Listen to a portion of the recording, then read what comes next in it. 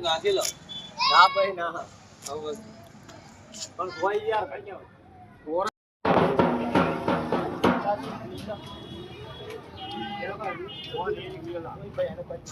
લેબુ ઘણ ઘણા પતરા થોડી ધોણી માં નાખ તરત